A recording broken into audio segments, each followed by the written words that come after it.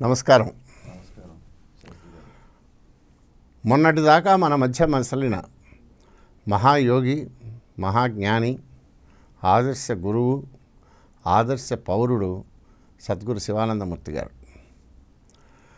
ఆ మహనీయుడి గురించి ఈ కాలపు వారికి తెలియచెప్పేందుకు ఆయనతో సన్నిహితంగా మసలిన ముఖ్యులతో వారి జ్ఞాపకాలను, అనుభవాలను సంకలితం చేసేందుకు ఇదం బ్రాహ్మణ్ ఛానల్ తలపెట్టిన ఈ ధారావాహిక కార్యక్రమానికి స్వాగతం. ఇందులో భాగంగా ఈ రోజున మనతో ముచ్చటించడానికి వచ్చారు సద్గురు శివానందమూర్తి గారి ముఖ్య శిష్యుల్లో అగ్రగణ్యులుగా ఎంపిక చేయవలసిన శ్రీ కెఆర్ నందన్ గారు. ఇండియన్ పోలీస్ సర్వీస్ డిపార్ట్మెంట్లో డైరెక్టర్ జనరల్ ఆఫ్ పోలీస్ స్థాయి వరకు అత్యున్నత హోదాల్లో పనిచేసి ప్రస్తుతం తెలంగాణ రాష్ట్ర ప్రభుత్వంలో విజిలెన్స్ కమిషనర్గా పనిచేస్తున్నారు నందన్ గారు. నందన్ గారితో వారి అనుభవాలను తెలుసుకునే ప్రయత్నం చేద్దాం. నమస్కారం. నమస్కారం నందన్ గారు. నమస్కారం. ఇవాళ ముఖ్యంగా ముందు మీరు చెప్పవలసింది శివానందమూర్తి గారితో మీకు ఎప్పుడు నుంచి పరిచయం మొదలైంది, ఎలా ఆయన మీ జీవితంలోకి ప్రవేశించారు? అసలు ఎప్పుడు ప్రవేశించారు అని చెప్పే ముందు ఒక మాట నాకు ఇప్పుడే తట్టింది.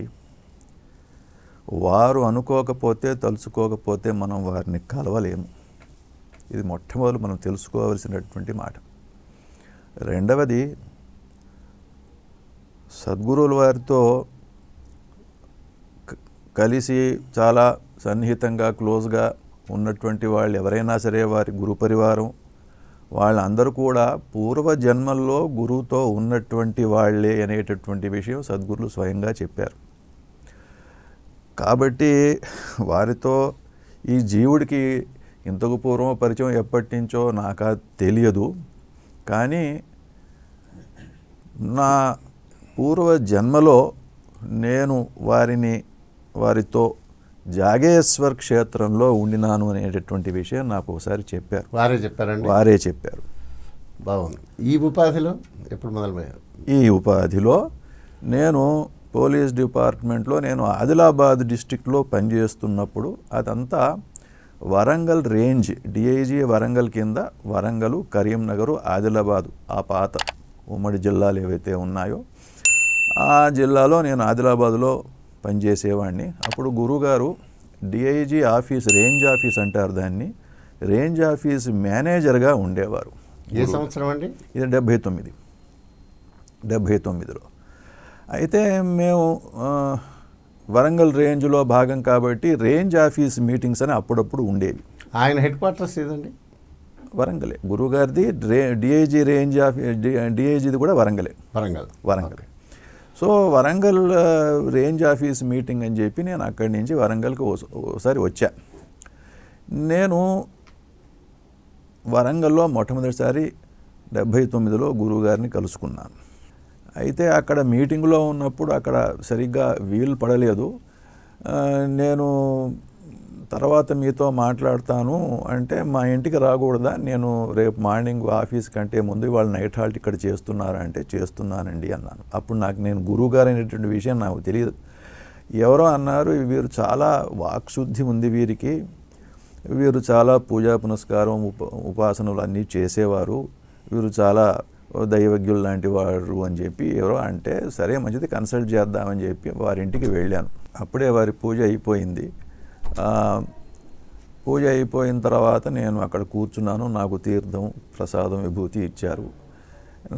నా జాతకం అప్పటికప్పుడే వేశారు. ఏదో చూశారు, ఏదో చెప్పారు, ఇట్లా ఉంటుంది. జనరల్గా నా సర్వీస్ ఓన్లీ అబౌట్ ప్రమోషన్ అది మాత్రమే చెప్పారు. చెప్తూ కొంత నాకు జ్యోతిశాస్త్రం గురించి బేసిక్ నాలెడ్జ్ కొంత, ఎందుకో అప్పటికే ఏదో రుచి కలిగి ఏదో నేను పుస్తకాలు చదివి కొంచెం తెలుసుకున్నాను. దాని గురించి ఏదో మాట్లాడుతూ ఉంటే నాకు అడిగినా కొద్దీ, ప్రశ్నలు వేసినా కొద్దీ ఏంటో కొత్త అవెన్యూస్ ఓపెన్ కావటం అనేటటువంటిది నేను చూశాను. ఇదేమిటి వీరేదో ఎల్డీసీ నుంచి యూడీసీ అప్పర్ డివిజన్ క్లర్క్గా ఎల్డీసీగా చేరి యూడీసీ నుంచి అకౌంటెంట్గా వచ్చి అకౌంటెంట్ నుంచి మేనేజర్గా వచ్చారు. వీరికి ఇవన్నీ నాలెడ్జ్ ఎట్లా? నేను ఈ క్లరికల్ స్టాఫ్ దగ్గర ఇంత నాలెడ్జ్ నేను ఎక్కడా చూడలేదు. జ్యోతిష్ శాస్త్రం అంటారు దాన్ని. జ్యోతిష్ శాస్త్రం అంటే అందులోకి దూరి అక్కడి నుంచి కర్మ ఫలము, పూర్వ జన్మ సంస్కార వాసనాలు ఎన్నెన్నో అందులోంచి వస్తాయి. అందులో నుంచి సాధన వస్తుంది, ఒకటా రెండా, అందులో నుంచి ఎన్నో లింకులు మనకి తెలుస్తాయి అన్నమాట. జాతకంలో నుంచి జ్యోతిష్ శాస్త్రం నుంచి ఇవన్నీ వారితో అక్కడ మాట్లాడుతూ ఉంటే నాకు అట్లా ఏమీ తెలియకుండా ఒక 30 గంట గడిచిపోయింది. వెళ్ళిపోయిన తర్వాత మళ్ళీ అట్లానే అప్పుడప్పుడు ఏదో ఆ తర్వాత 1982లో నేను హైదరాబాద్కి వచ్చాను ఎస్పీగా, క్రైమ్ బ్రాంచ్ ఎస్పీగా వచ్చాను. వారేమో హైదరాబాద్కి సెక్రటరీ టు డీజీపీగా, అంటే అది మినిస్టీరియల్ క్యాడర్లో అది సీనియర్ స్కేల్ పోస్ట్, అది సెక్రటరీ టు డీజీపీగా వచ్చారు. అక్కడ డీజీపీ ఆఫీసులో కలుసుకోవటం జరిగింది. ఇట్లానే అప్పుడు వరంగల్లో అర్ధాంతంగా ఉన్నటువంటి ఒక సంభాషణ క్రమం అక్కడ మళ్ళీ హైదరాబాదులో సాగింది. అప్పటికి ఇంకా నేను ఎస్పీ వారేంటంటే క్లరికల్ స్టాఫ్, నేను మూర్తి గారని పిలిచేవాడిని. నాకు తెలియదు. మూర్తి గారు రాగలరా నా ఆఫీస్కి అంటే, వస్తున్నాను సార్ జస్ట్ 10 minutes అని చెప్పి అనేవారు. వారు వచ్చి కూర్చునేవారు, ఏదో మాట్లాడు. నందన్ గారు, ఇప్పుడు మీకు మొదలు ఆయన జ్యోతిష్కుడిగా కనపడ్డారు మొదలు, అంతే. మీరు జాతకం వేశారన్నారు. మీరు అడిగితే వేశారా ఆయన మిమ్మల్ని? ఆయన ఏదో నేను చెప్పానట జాతకం ఉంది అంటే. ఎందుకంటే నేను చూసినంతలో ఆయన ఎవరన్నా కనుక జాతకం చూపించి చూడమంటే చాలా శ్రద్ధగా అన్ని చక్రాలు చూసి చాలా టైం స్పెండ్ చేస్తారు, దాని మీద డిస్కస్ చేస్తారు. జాతకం అక్కర్లేదు, మామూలుగా అడిగితే ఏ జాతకం అక్కర్లేదు. చరాచరులు అందరి జాతకాలు భూత భవిష్యత్ వర్తమానం. అటువంటి ఎక్స్పీరియన్స్ కూడా తదుపరి నాకు జరిగినాయి జాతకం లేకుండా. జాతకము అక్కర్లేదు, మన జాతకం అడిగితే జాతకం గురించే మాట్లాడతా. కాబట్టి నేను జనరల్గా ఈయనకి ఏదో జ్యోతిష్ శాస్త్రం వచ్చు అనేటటువంటి బేసిస్ మీద ఇది నా జాతకం అండి అని చెప్తే అలా మూర్తి గారు కనపడ్డారు మొదలు. అట్లా మూర్తి గారు. ఇప్పుడు మీరు మీలాగనే మీ డిపార్ట్మెంట్లో చాలామంది డీజీపీ ఆయన పనిచేసే ఆయన బాసు, ఆయన డీఐజీ ఉన్నతాధికారులు కూడా పొద్దున్నే వచ్చి వరంగల్లోనూ వారి దగ్గర తీర్థం తీసుకొని నా పాద నమస్కారం చేసి మళ్ళీ ఆఫీస్కి వెళ్ళేవారట.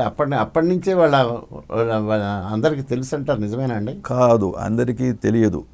వారి డిఐజీగా ఉన్నటువంటి పివిజి కృష్ణమాచార్యులు గారు ఒక ఎగ్జాంపుల్ చెప్తా. ఆ తర్వాత ఆయన డీజీపీ అయ్యారు, పివిజి కృష్ణమాచార్యులు గారు. వరంగల్లో ఉన్ననాళ్ళు 3.5 సంవత్సరాలు ఆయన డిఐజీగా చేశారు. వీరు మేనేజర్గా ఉన్నారు. వీరి గురించి ఆయనకి ఏమీ తెలియదు. ఆ తర్వాత క్రమేపీ ఎట్లానో తెలిసింది. తెలిసిన తర్వాత ఇక్కడ హైదరాబాదులో వారు సెక్రటరీ టు డీజీపీగా ఉన్నప్పుడు నల్లకుంటలో ఉండేవారు.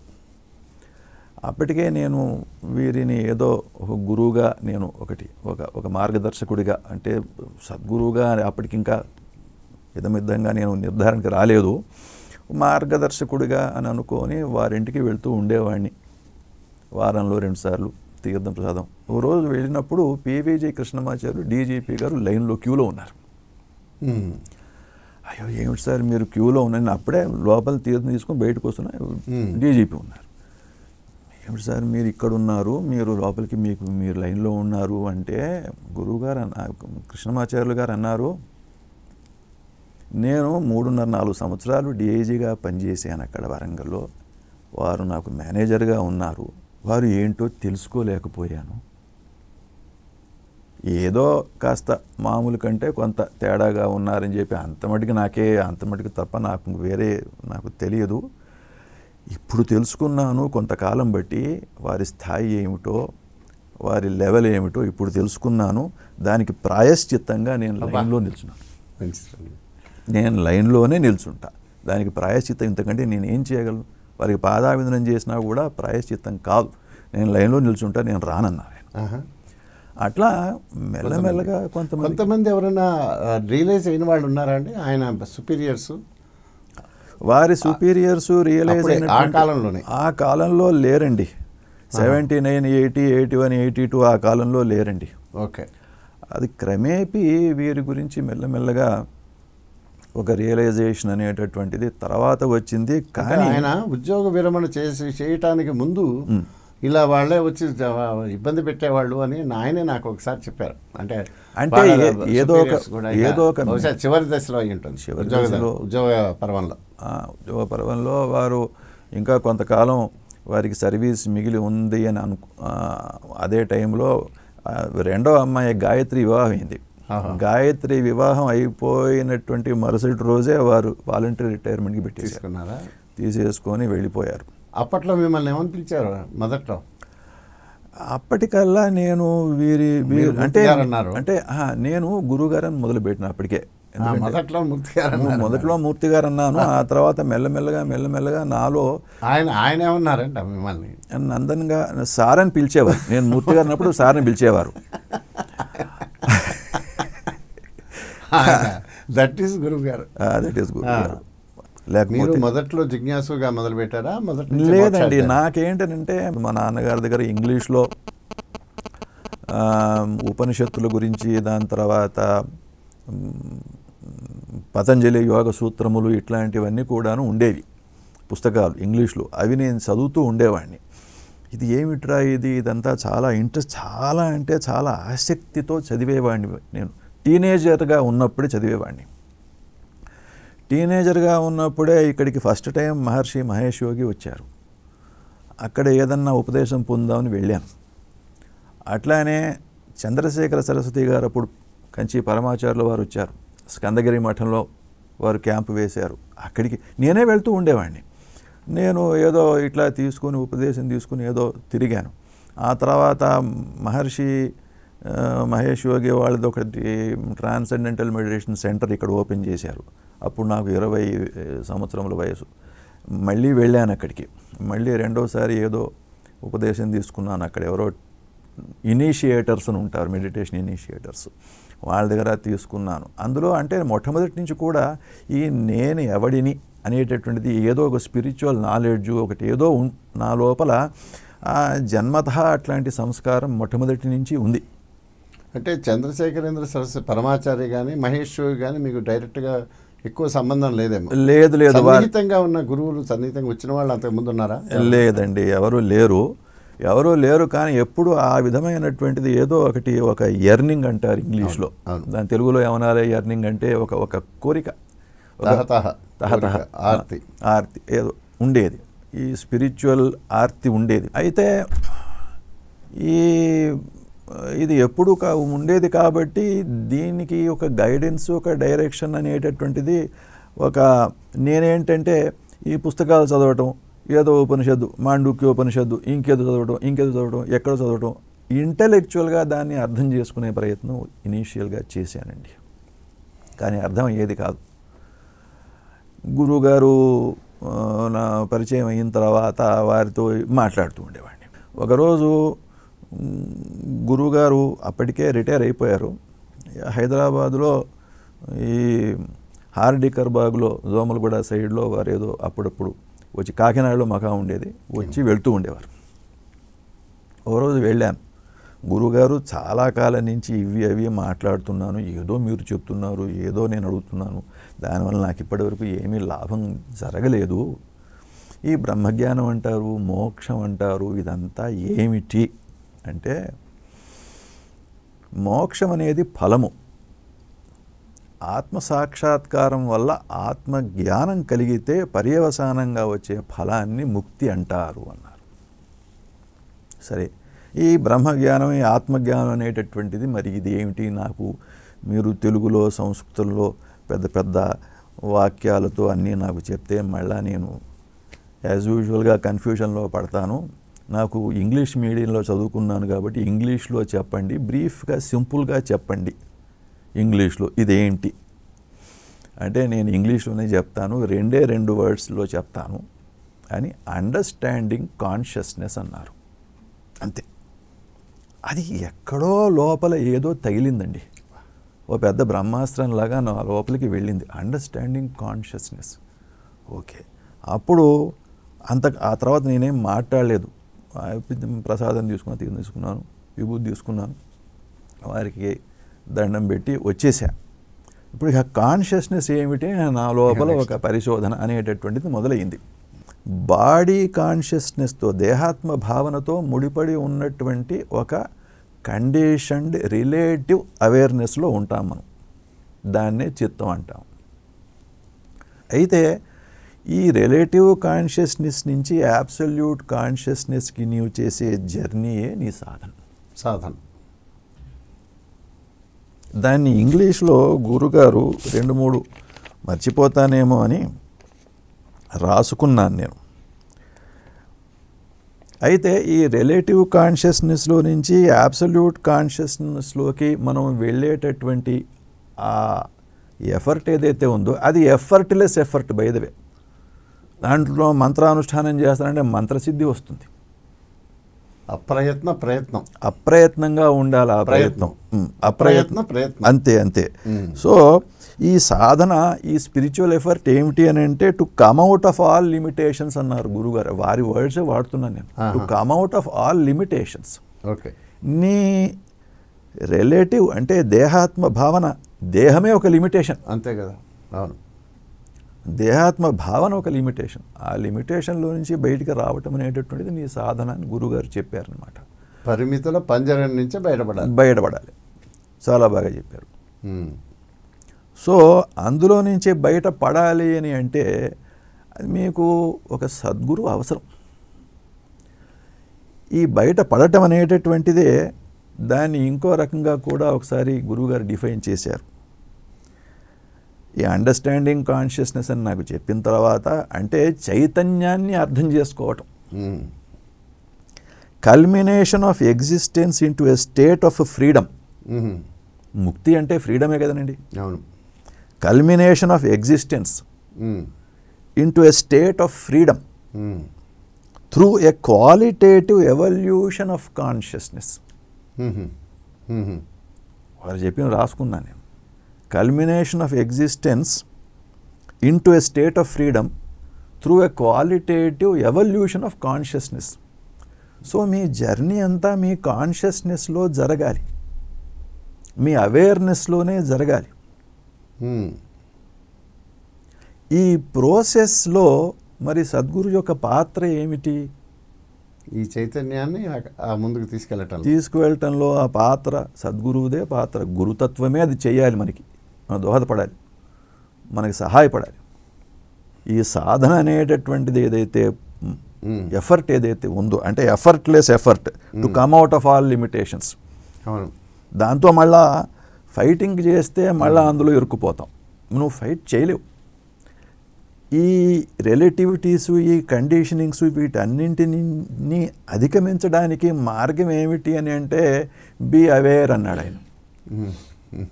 ఒకసారి లదాఖ్ వెళ్ళాం. అక్కడ వెదర్ బాగాలేదు, రిటర్న్ ఫ్లైట్స్ నడవటం లేదు. వారం 10 రోజులు ఎక్స్ట్రా ఉండవలసి వచ్చింది. మీరున్నారండి? ఉన్నాను. రోజు గురుగారు అక్కడ ఆయన రూమ్లో పొద్దుటి నుంచి సాయంకాలం వరకు ఆహారం తీసుకుని లేకపోతే పూజ చేసుకోవడం తప్ప వారు ఏదో ఇట్లా కూర్చొని ధ్యానంలో ఉండేవారు. ఆ తర్వాత ఒకరోజు అందరినీ రమ్మన్నారు. మేమంతా ఉన్నాం. నేను ఇక్కడ ఏమి మెసేజ్ ఇవ్వాలి అందరికీ అని చెప్పి నేను ధ్యానం చేశాను.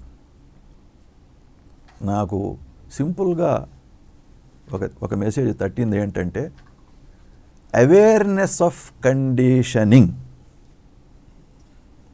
ఈజ్ మోక్ష అన్నారు.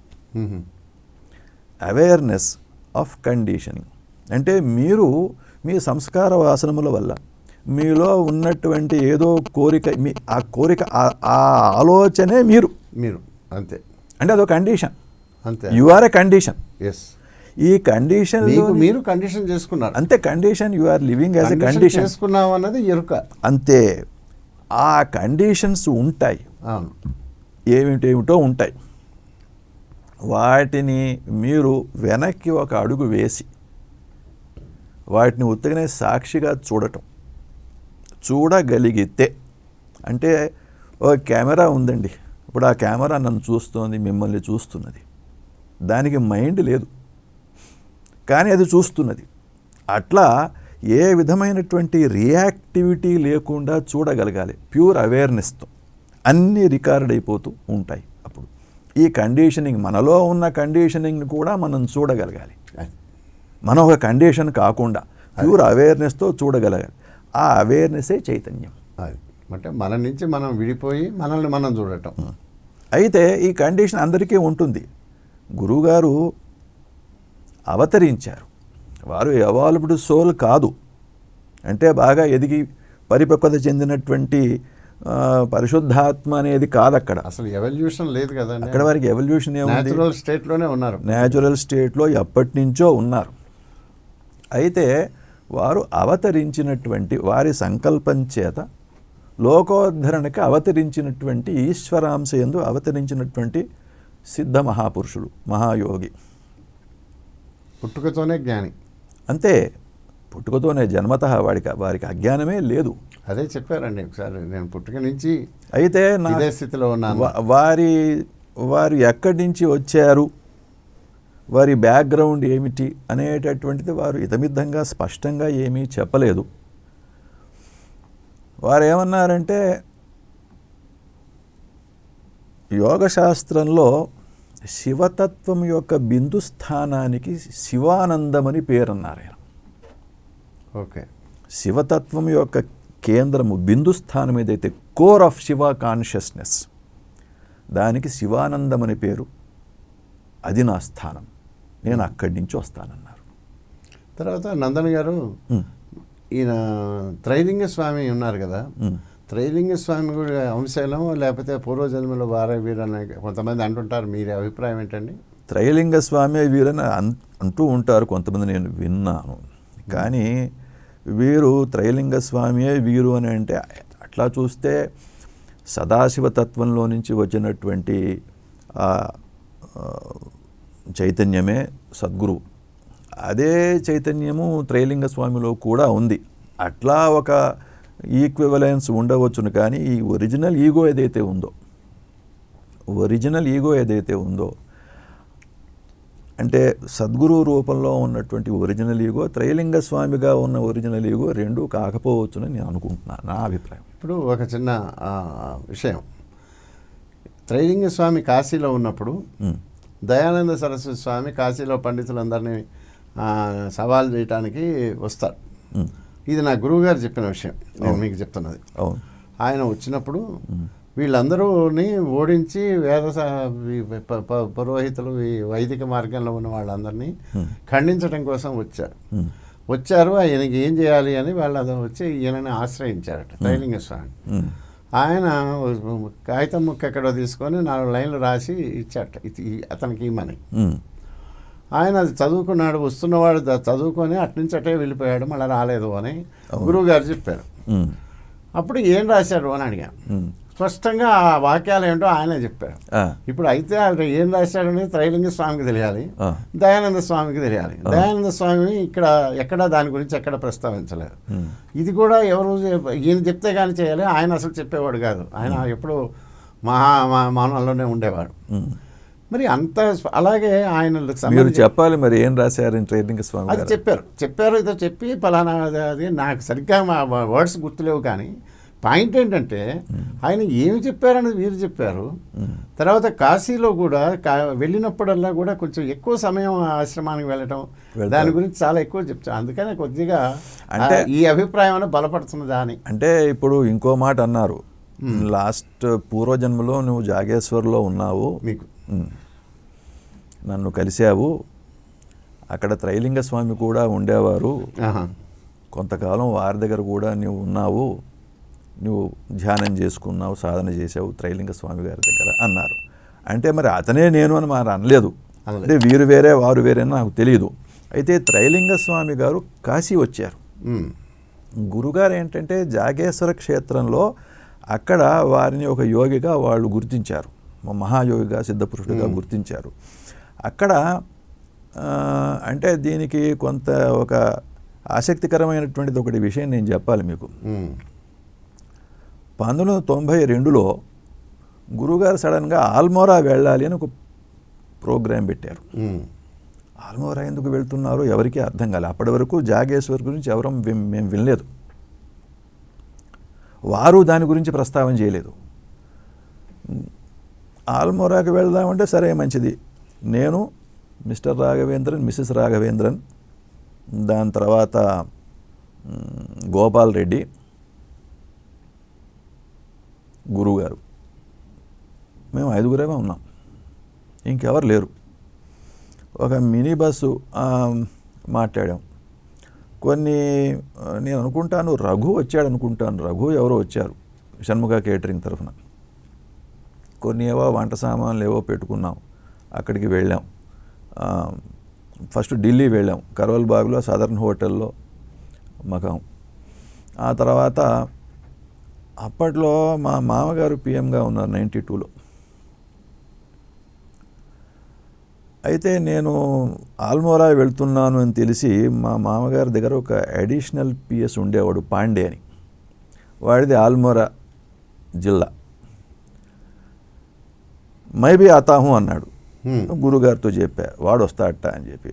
రానివ్వండి, ఏముంది, మనం 12 సీటర్ 13 సీటర్ తీసుకున్నాం కదా, 5గురమే ఉన్నాం, వస్తాడు కూర్చుంటాడు, ఏముంది అంటే వాడు వచ్చాడు, పాండేజీ. సరే, అప్పుడు ఉమ్మడి ఉత్తరప్రదేశ్ రాష్ట్రం ఉండేది. అతను ఏంటనంటే ఈ పాండేనే పిఎంఓ నుంచి నారాయణ దత్ తివారీ చీఫ్ మినిస్టర్గా ఉండేవాడు. వాళ్ళకి చెప్పి అక్కడ ఆల్మోరా సర్క్యూట్ హౌస్ బుక్ చేయించాం, ఇంకా ఎవరు రాకూడదని. మొత్తం సర్క్యూట్ హౌస్ 10 రూమ్లో అంతా మాకే. నాకేంటనంటే అక్కడ లోకల్ డిఎస్పీని లైజాన్ ఆఫీసర్గా పెట్టారు. సరే, అక్కడికి వెళ్ళాము, అక్కడ ఉన్నారు. ఇక్కడ ఎవరన్నా ఒక యోగి సమాధి ఉందా అని గురువుగారు అడగటం అక్కడికి వెళ్ళిన తర్వాత. ఏ యోగి కా సమాధి హైకా అని చెప్పి నేను డిఎస్పీని అడిగేవాడిని. సో అక్కడ యోగి కా సమాధి అంటే యాతో మందిర్ ఫిరాతామా, యోగి కా సమాధి నయమాలు అన్నాడు, తెలియదు అన్నాడు.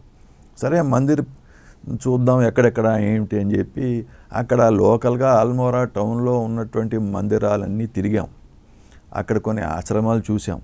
అక్కడ ఎక్కడ కూడా ఇది కాదు, ఇది కాదు, ఇది కాదు, ఇది కాదు అంటూ ఉన్నారు. 3 రోజుల కోసం వెళ్ళి 2 రోజులు ఇట్టానే గడిచిపోయినాయి. మరి ఏమిటి గురుగారు దేనికోసం చూస్తున్నారు, ఏది వెతుకుతున్నారు అనేటటువంటిది ఎవరికీ అర్థం కాలేదు. యోగి సమాధి అంటున్నారు. సో కాబట్టి వీరు ఇంకేదన్నా ఉండాలి ఈ ఆల్మోరా జిల్లాలో, వారికి ఏమీ తట్టడం లేదు. అప్పుడు ఈ పాండేని అడిగాను, మీ జిల్లాలో ఇంకేమన్నా గొప్ప ఏదన్నా క్షేత్రం ఏదన్నా ఉందా అంటే ఉందన్నాడు. ఏమిటంటే ఇక్కడి నుంచి 30-35 కిలోమీటర్ల దూరంలో జాగేశ్వర్ అనేటటువంటి క్షేత్రం ఉన్నది. ఆ పక్కనే మా ఊరు ఉంటుంది. మాకు కులదేవత, మా ఆరాధ్య దైవం జాగేశ్వర్ శివుడు. మేము అది జ్యోతిర్లింగం అని చెప్పి మేము దాన్ని నమ్ముతాము. కాబట్టి ఇక్కడి నుంచి ఒక 1 అవర్లో వెళ్ళిపోవచ్చును, ఘాట్ రోడ్ కాబట్టి 30 కిలోమీటర్లు 1 అవర్ చేరిపోతాం. తీసుకెళ్దామంటే రేపు తీసుకెళ్తానన్నాడు ఆయన. తీసుకెళ్తాను అంటే గురుగారికి చెప్పా, వెళ్దాం, ఎట్టాగో రేపు ఖాళీగా ఉన్నాం కదా వెళ్దాం అన్నారు ఆయన. వెళ్దామనంటే మేము పొద్దున్నే బ్రేక్ఫాస్ట్ అంతా ఏదో చేసి, అంటే బ్రేక్ఫాస్ట్ పూజ అయిపోయిన తర్వాత తీర్థం ప్రసాదం తీసుకొని అన్నం తినేసి బయలుదేరాం జాగేశ్వర్కు వెళ్తూ ఉంటే అది ఆల్మోరా నుంచి అదేదో హైవే వెళ్తుంది. అక్కడి నుంచి లెఫ్ట్కి ఓ టర్నింగ్ ఉంది. మీరు వెళ్ళారా జాగేశ్వర్? లేదండి. లెఫ్ట్కి ఓ టర్నింగ్ ఉంది. ఆ టర్నింగ్ తీసుకున్న తర్వాత లోపల ఒక 8 కిలోమీటర్లు లోపలికి, 8 కిలోమీటర్ల లోపల ఆ జాగేశ్వర్ ధామ్ ఉంటుంది. ఆ టర్నింగ్ తీసుకొని 1 కిలోమీటర్ వెళ్ళిన వెంటనే గుర్తొచ్చిందన్నారు. ఏమిటి గురువుగారు అంటే, మనం వెళ్ళబోయే క్షేత్రంలో ఇట్లా గుళ్ళు ఉంటాయి, మృత్యుంజయేశ్వరుడు ఉంటాడు, జాగేశ్వరుడు ఉంటాడు, ఇంకా అనేక చిన్న గుళ్ళు ఉంటాయి. అక్కడ రకరకాల దేవీ దేవతలు ఉంటారు, పరివార దేవతలు ఉంటారు. అది అని ముందే మొత్తం ఆ జాగేశ్వర్ అనేటటువంటి ఆ క్షేత్రానికి వెళ్ళే ముందే వారు మొత్తం దానిని సమగ్రంగా పరిపూర్ణంగా వర్ణించేసేసారు. ఇదే నేను రావాల్సింది ఇదే అని చెప్పేశారు. అక్కడ ఆ సందులోకి 2 కిలోమీటర్స్ వెళ్తే అన్ని జ్ఞాపకం వచ్చాయి అప్పుడు వారికి. వెళ్ళి అక్కడ జాగేశ్వర్ మెయిన్ అక్కడ ఎంట్రన్స్ దగ్గర బస్ ఆగింది. దిగాము మేము. దిగిన తర్వాత ఇలా చూశారు. చూసి ఒక్క ఒక్కసారి వెళ్ళి మళ్ళీ తిరిగి వస్తే నాలాంటి వాడికి కూడా ఎంత తెరపడిపోతుంది అన్నారు. మీరు విన్నారా అండి? నేను పక్కనే ఉన్నా. ఒక్కసారి వెళ్ళి మళ్ళీ వస్తే నాలాంటి వాడికి కూడా ఎంత తెరపడిపోతుంది అన్నారు అని లోపలికి వెళ్ళారు. వెళ్ళిన వెంటనే మన సాంప్రదాయం ఇదే. ఇక్కడ ఫస్ట్ మృత్యుంజయేశ్వరుడు ఉంటాడు. మృత్యుని జయించనిదే దేహాత్మ భావన పోదు, ఆత్మసాక్షాత్కారం జరగదు. మృత్యువుని ముందు జయించాలి. మృత్యుని జయించిన వెంటనే పక్కన పుష్టిదేవి, అక్కడ అమ్మవారు ఉన్నారు. త్రయంబకం యజామహే సుగంధిం పుష్టివర్ధనం. ఇదంతా మృత్యులోకం, ఇదంతా కర్మలోకం, మృత్యులోకం. ఇది ఇక్కడి నుంచి అవతలికి అమృతత్వంలోకి వెళ్ళటం అనేది అదే సుగంధం. ఇదంతా దుర్గంధమే. ఆ అమ్మవారు, ఆ శక్తి, ఇక్కడ పరాశక్తి పుష్టిదేవిగా ఉన్నారు ఇక్కడ. సో మృత్యుంజయుడి ఆశీస్సులతో పుష్టి అనేటటువంటిది మనకి కలిగి, ఆ తర్వాత ఇంకా అంత దూరం వెళ్తే జాగేశ్వరుడు. అక్కడ లింగం లేదు, లింగమూర్తి లేదు, అంతా ఫ్లాట్గా ఉంటుంది. మామూలుగా పానవట్టం ఉంటుంది, లింగమూర్తి ఉంటాడు కదా శివాలయంలో, అక్కడ లేదు. అక్కడ శివలింగం అని గుర్తుగా ఒకటి రౌండ్గా ఒక ఇంత రాయిని తీసుకొని అక్కడ పెడతారు. అది మళ్ళీ పక్కన పెట్టేసి మొత్తం కడుగుతారు, మళ్ళీ అక్కడ పెడతారు. దానికే కిరీటం దొరుకుతారు. అదే లింగం అండి. అయితే ఇది ఇట్లా ఉంది ఏంటి గురువుగారు అంటే, ఇది జ్యోతిర్లింగము. మీకు ఆ రాయి కనిపిస్తున్నది, నాకు అంత పెద్ద జ్యోతి రూపంలో లింగం నాకు కనిపిస్తున్నది. అంతా జ్యోతి రూపంలో లింగం కనిపిస్తున్నది వారికి. అక్కడ జ్యోతి రూపంలో స్వామి ఉన్నారు. అక్కడ ఇది మహాక్షేత్రము. ఇది సుబ్రహ్మణ్యేశ్వర స్వామి ఇక్కడ వచ్చారు. కుమార సంభవం ఇక్కడ జరిగింది, ఈ క్షేత్రంలో జరిగింది. అక్కడ పుష్టిదేవికి కళ్ళు తెరిచి ఉండవు, కళ్ళు మూసుకొని ఉంటుంది, ఇట్లా ఉంటుంది ఆవిడ. అక్కడ క్షేత్రంలో 2 పెద్ద దేవదారు వృక్షములు, 2 సెపరేట్ వృక్షములు, ఒకే ట్రంక్ అన్నమాట. మొదలు ఒకటే, కానీ 2 కనిపిస్తాయి అక్కడ. ఈ ద్విముఖి రుద్రాక్షలు అంటారు కదా, గౌరీశంకర్ అంటారు దాన్ని. 2 రుద్రాక్షలు కలిసి ఉంటాయి అన్నమాట. అట్లా 2 ఎప్పుడు కూడా ఇక్కడ 2 కలిసి ఉన్నటువంటి దేవదారు వృక్షములు తప్పనిసరిగా ఉంటాయి, అప్పటి నుంచి ఉంటాయి. అందుకని ద్వారక దగ్గర దారుకావనే జాగేశ్వరం అంటే ద్వారకని దారుక అని అంతా చెప్తున్నారు. అది అసలు దారుకావనే జాగేశ్వరం నాగేశ్వరం అంటే ఇది. అంటే దేవదారు వృక్షముల వనం ఉన్నది అక్కడ, పెద్ద దట్టమైనటువంటి వనం. అయితే దారుకావనే జ్యోతిర్లింగ స్తోత్రంలో చెప్పిన నాగేశ్వరం దారుకావనే ఇది అన్నారు. గురుగారే కన్ఫర్మ్ చేశారు. గురుగారే కన్ఫర్మ్ చేశారు. మరి ఆ నాగేశ్వర్ గురించి ఏమైనా చెప్పారు? అది మామూలుగా ఏదో శివాలయం అది. సరే, దాన్ని అట్లా వాడుకున్నారు వాళ్ళు ఏదో. ఇక్కడ కోయి యోగి హైకా సమాధి అన్నాడు, అడిగారు. అక్కడ వెనక ఈ జాగేశ్వర క్షేత్రానికి అది జటాగంగా అని ఉత్తరవాహినిగా ప్రవహించేటటువంటి ఒక చిన్న ఏరు దాని ఒడ్డున ఉంటుంది. బ్యాక్ సైడ్లో ఆ కాంపౌండ్ వాళ్ళకి అవతల వాళ్ళు ఒక గూడులాగా ఉంది. వాళ్ళు ఏంటంటే దీపం పెడుతూ ఉంటారు. ఎందుకు పెడుతున్నారంటే, ఓ పెద్ద మహాయోగి ఉండేవారు ఇక్కడ. ఆ మహాయోగి ఆ కుంభమేళా జరిగింది, మహాకుంభం జరిగింది ప్రయాగరాజులో. అక్కడ నేను అక్కడికి వెళ్తామని చెప్పలేదు, కానీ ఇక్కడ ఓ పెద్ద గోయి తవ్వించి వారందులో ప్రవేశించి నేను ఇక్కడ కూర్చుంటాను, ఆ తర్వాత నా మీద మీరు మట్టి వేసేయండి, వేసిన తర్వాత నేను మళ్ళీ తిరిగి వస్తా, కానీ నేను వచ్చేదాకా దీన్ని మీరు ఏ విధంగా డిస్టర్బ్ చేయొద్దు అని చెప్పి లోపల వెళ్ళిన తర్వాత మేము పూర్తి చేసాం. పూర్తి చేసిన తర్వాత మాలో కొంతమంది ఓ 10-15 రోజుల తర్వాత ఏంటి ఇంకా బయటికి రాలేదని తవ్వి చూస్తే అక్కడ ఏమీ లేదు అక్కడ. అంతలోకి కొన్నాళ్ళ తర్వాత ఇక్కడి నుంచి కుంభమేళాకి వెళ్ళినటువంటి ఇక్కడ ఈ గ్రామస్తుడు ఒకతను వచ్చి అంటే తిరిగి వచ్చాడనమాట, ఊరికి తిరిగి వచ్చాడు. వచ్చిన తర్వాత అరే మన గురువుగారు మహాయోగి గారు అక్కడ కుంభమేళాలో కనిపించారు అని చెప్పాట. అంటే వారు ఇక్కడ అంతర్ధానమై అక్కడ కలిసి కనిపించారు. ఓకే, వీళ్ళు ఇక్కడ డిస్టర్బ్ చేశారు కాబట్టి ఇక్కడ లేకుండా పోయినారు. అది వారి సమాధి ఇంతకు పూర్వం. ఆ తర్వాత అక్కడ కాసేపు ఇట్లా మౌనంగా ఉన్నారు. అయితే నేను ఎందుకు చెప్తున్నానంటే మరి అక్కడ సమాధి అయింది వీరే అయితే, ఇది నా ఇంతకుముందు పూర్వాశ్రమంలో నేను ఇంతకుముందు నా విజిట్ అంటారు, విజిట్స్ అంటారు, జన్మ అనరు.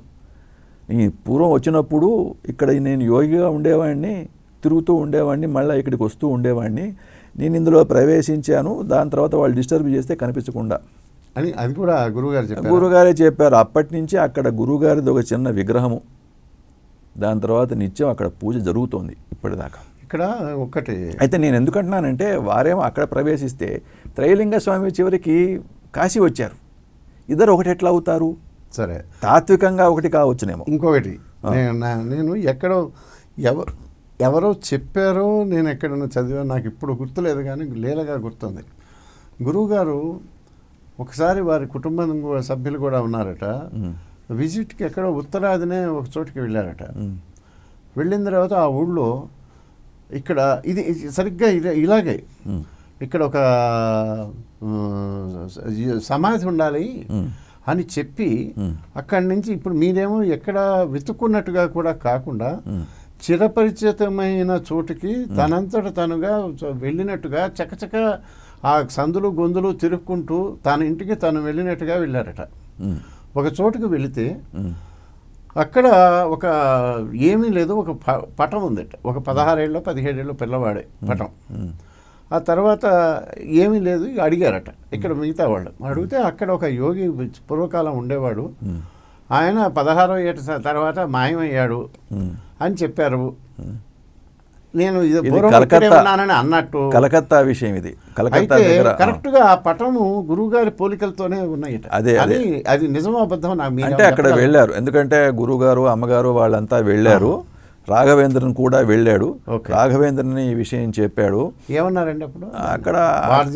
అంటే ఇప్పుడు ఏంటంటే గురువుగారు ఇంకో మాట చెప్పారు, ఇప్పుడు నేను వచ్చింది ఒరిజినల్ ఈగో అన్నారు. కానీ ఒరిజినల్ ఈగో వచ్చినా రాకపోయినా నేను 4 శరీరాల ద్వారా ఆపరేట్ చేయగలను అన్నారు. అది 4 శరీరాల ద్వారా ఆపరేట్ నేను చేయగలను, ఒరిజినల్ ఏగో ఉన్నా లేకపోయినా, ఉన్నా కూడా ఇంకా 2-3 శరీరాలు తిరుగుతూ ఉంటాయి. ఇప్పుడు మరి దశావతారాల్లో రామావతారం ఉన్నప్పుడే పరశురామావతారం వాళ్ళిద్దరు ఎదుట ఉన్నారు కదా, కాబట్టి 2 శరీరాలతో ఒకే ఉన్నది కదా. అందుకని చెప్పి గురువుగారు ఏంటంటే నేను ఆ శివానందం అనేటటువంటి శివతత్వము, శివ కాన్షియస్నెస్ యొక్క బిందు క్షేత్రమే నా స్థానం, అక్కడి నుంచి నేను వస్తాను. అంటే ఇది కూడా ఒక మేనిఫెస్టేషన్ అయి ఉంటుందా? ఇప్పుడు మీరన్న కలకత్తా విజిట్లో one of the manifestations. Original ego కాదు, ఒరిజినల్ ఈగో కాదు, కానీ జాగేశ్వర్లో ఉన్నది ఒరిజినల్ ఈగో. తర్వాత నందన్ గారు జాగేశ్వర్లో నాకు మన తివారీ గారు చెప్పారు, ఒకరోజు వెళ్ళేటప్పటికి అర్ధరాత్రి అయిందట, అనుకోకుండా ప్రయాణం ఏదో అయ్యి అర్ధరాత్రి నాడు వెళ్ళేవరకల్లా అక్కడ పూజారి ఆయన కోసమే వెయిట్ చేస్తున్నట్టుగా తలుపులన్నీ తీస్తున్నాయట. ఈయన చూసి నాకు దర్శనం. వృద్ధ జాగేశ్వర్ అని ఇంకో స్థానం ప్లేస్ ఉందండి. వృద్ధ జాగేశ్వరు కిందేమో ఈ జటాగంగా ఒడ్డున జాగేశ్వరం ఉంది. అక్కడి నుంచి ఇంకా ఒక 1500-2000 ఫీట్ ఎక్కిన తర్వాత ఇంకా ఎక్కువనే, ఇదేమో అబౌట్ 5800 ఫీట్ ఉందండి, అదేమో 7500 ఫీట్ హైట్లో ఉంది. అక్కడికి వెళ్తే అక్కడ ఒక చిన్న గుడి ఉందండి. మీరున్నారు అప్పుడు అని వెళ్ళాను. వృద్ధ జాగేశ్వరం దానికి పేరు. ఇది జాగేశ్వర్, అది వృద్ధ జాగేశ్వర్. వృద్ధ జాగేశ్వర్ ఏమిటి అంటే స్థానికులు ఏమంటారంటే ఇక్కడ అమ్మవారు తపస్సు చేశారు, తపస్సుకు మెచ్చి భోలే బాబా అంటారు వాళ్ళు శివుణ్ణి, మహాదేవుణ్ణి. బాబా ఆయే ఓ ఊపర్ అయితే థే. వృద్ధ జాగేశ్వర కొండ మీద వారు ఉండేవారు, అక్కడి నుంచి ఇక్కడికి దిగి వచ్చారు అని అంటారు వాళ్ళు అక్కడ లోకల్స్. అక్కడ ఏంటంటే కుమార సంభవం జరిగింది అక్కడ, కాబట్టి ఎప్పటి ఇందాకన్నా కుమార సంభవం జరిగింది అక్కడ, ఇక్కడ ఈ కింద దిగో జాగేశ్వరం. కుమార్ ఆయు వాళ్ళ భాషలో, అంటే ఆ హిందీలో వాళ్ళ యొక్క కుమావుని యాస, అక్కడ ఉత్తరాఖండ్ పహాడీ యాసలో కుమార్ వచ్చాడు, కుమారుడు వచ్చాడు, కుమారాయుం, అక్కడి నుంచి కుమాం అయింది. ఓకే, కుమార సంభవం జరిగింది కాబట్టి కుమారుడు వచ్చాడు అనేటటువంటి పేరే అక్కడ ఆ ప్రాంతానికి వచ్చింది. ఓకే. అయితే ఈ జాగేశ్వరి అనేటటువంటిది గురుస్థానం. ఇక్కడ జటాగంగలో ప్రతి చోట ప్రతి రాయి రప్పలో కూడా గురుతత్వం ఉందంటారు గురుగారు. అంతా ఈ గురుతత్వంతో నిండిపోయింది. కాబట్టి గురుగారు ఏంటంటే సుబ్రహ్మణ్యేశ్వర తత్వంలో ధరించినటువంటి వాడు జ్ఞానగురువు కాజాలడు కాలేడు. సుబ్రహ్మణ్య తత్వాన్ని ధరించి ఉంటారు వారు. ఓహో, అప్పుడే వారు జ్ఞానగురు. ఎవరైనా సరే జ్ఞానగురు అంటే సుబ్రహ్మణ్య తత్వం ఉండాలి అక్కడ. ఓహో, సుబ్రహ్మణ్య తత్వం అనేటటువంటిది అది కేవలం జ్ఞానం కోసం అది ఉందన్నమాట. స్పెషల్గా ఒక గురుతత్వం కూడా కావాలి. ఇక్కడ మానవాళి రాబోతున్నారు, వీళ్ళంతా ఇక్కడ జీవులు పుట్టబోతున్నారు. వాళ్ళకి ఆ తత్వం అనేటటువంటిది, గురుతత్వం అనేది వాళ్ళకి అవసరము. ఆ తత్వాన్ని ధరించి వచ్చేటటువంటి వాడు వాళ్ళకి మార్గదర్శకత్వం చేయాలి, వాళ్ళని మోక్షం వైపు తీసుకుని వెళ్ళాలి. అది ఈ జీవాత్మ అనేటటువంటిది అది చిట్ట చివరికి ఆ జీవత్వం పోతేనే మీకు ఆత్మసాక్షాత్కారం జరుగుతుంది. దాన్ని మింగేస్తాడన్న, నేను అనుగ్రహిస్తాను.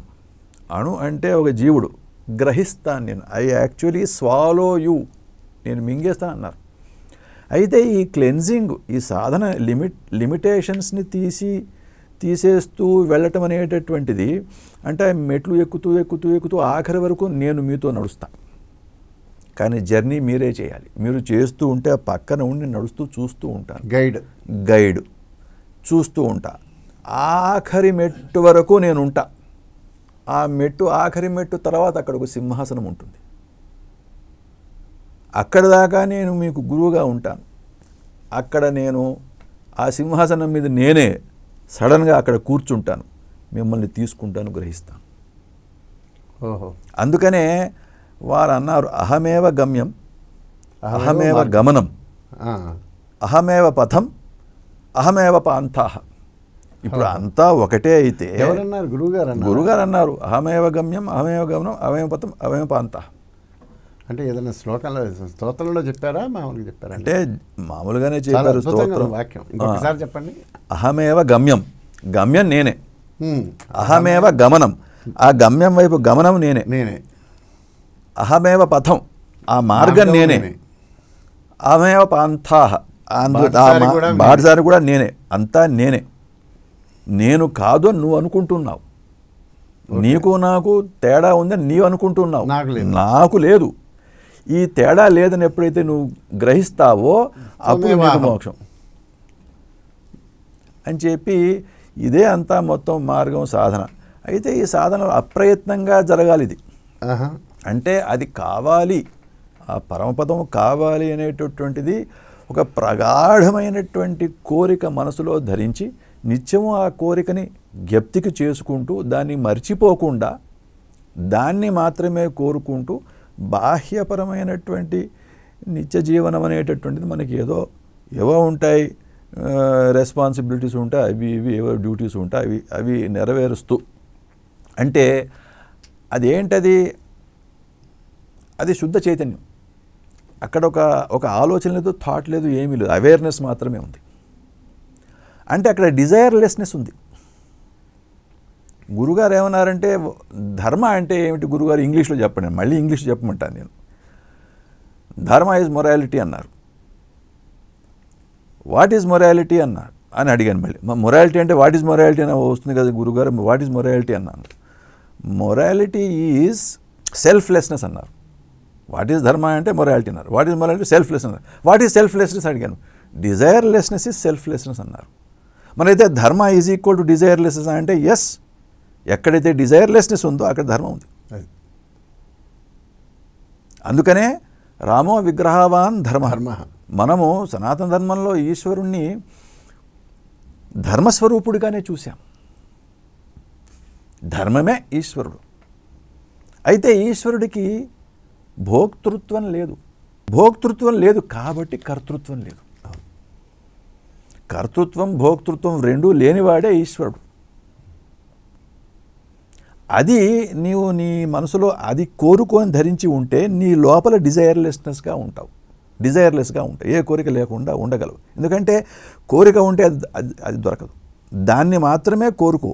అది కోరిక కాని కోరిక, దానికి మాత్రమే శుభేచ్ఛ అని పేరు చెప్పారు. శుభేచ్ఛ. మిగతా అన్ని అశుభమే. ఎంత సాత్వికమైనటువంటి కోరిక ఉన్నా కూడా దానివల్ల పుణ్యము, అది కర్మకు మళ్ళా జన్మ. శుభేచ్ఛ అనేటటువంటిది అది ఏకైక వాంఛ, దానివల్ల మళ్ళా కర్మ బంధనంలో నుంచి తీసివేసేటటువంటిది ఒక్కటే. ఆ శుభేచ్ఛ మాత్రమే కోరుకుని లోపల దాన్ని మాత్రమే ధరించి నిత్య జీవితంలో మీరు మీ పనులు చేసుకుంటూ పోండి. అంటే ఇదేంటి? అకర్మకృతిగా ఉండటం. అది ఫలాపేక్ష రహితంగా నీ లోపల నుంచి నీకు ఫలాపేక్ష ఏమీ లేదు. నీకు ఉన్నటువంటి చుట్టూ పరిస్థితులు ఏదో నీకు చెప్తుంటాయి, ఇప్పుడు ఇది చేయాలి, అది చేయవద్దు నేను చెప్తుంటాయి. నిష్కామంగా కర్మ చేయడం. దానివల్ల ఏంటంటే ఏమి కర్తృత్వం లేదు, భోక్తృత్వం లేకపోతే కర్తృత్వం లేదు, భోక్తృత్వం లేదు. అప్పుడు నువ్వు ఎంత పని చేసినా అది నిష్క్రియత్వమే అవుతుంది, కానీ చేస్తూ పోవాలి. ఎందుకు అని అంటే నీవు కర్మక్షయం కావాలి, రుణ విముక్తుడివి కావాలి, మళ్ళీ కర్మబంధనం అంటదు. ఇది మార్గం.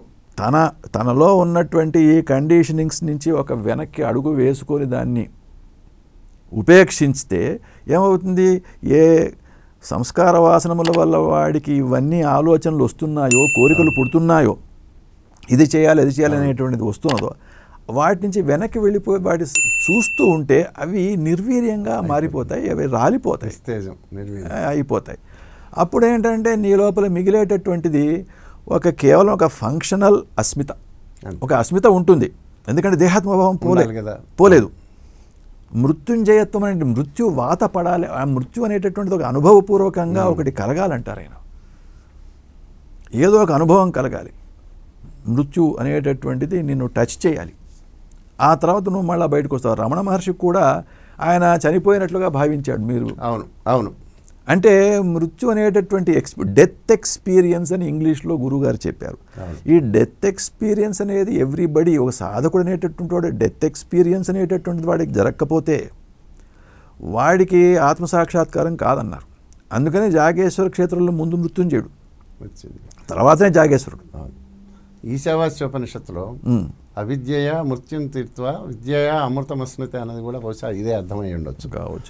చాలా సంతోషం అండి నందన్ గారు. ఏంటేంటో మేము మీ అనుభవాలతో చిన్న మీ వ్యక్తిగత అనుభవాలు చెప్తారనుకుంటే మీరు చక్కటి గురుబోధ చేశారు, గురుతత్వాన్ని అనుభవాలు ఉన్నాయండి. అంటే అయితే ఇంకా మీతో మాట్లాడాల్సినవి ఇంకా ఉన్నాయి. ఇంకొక ఘట్టంలో మళ్ళీ మనం కలుసుకుందామండి. అట్లా నమస్కారం.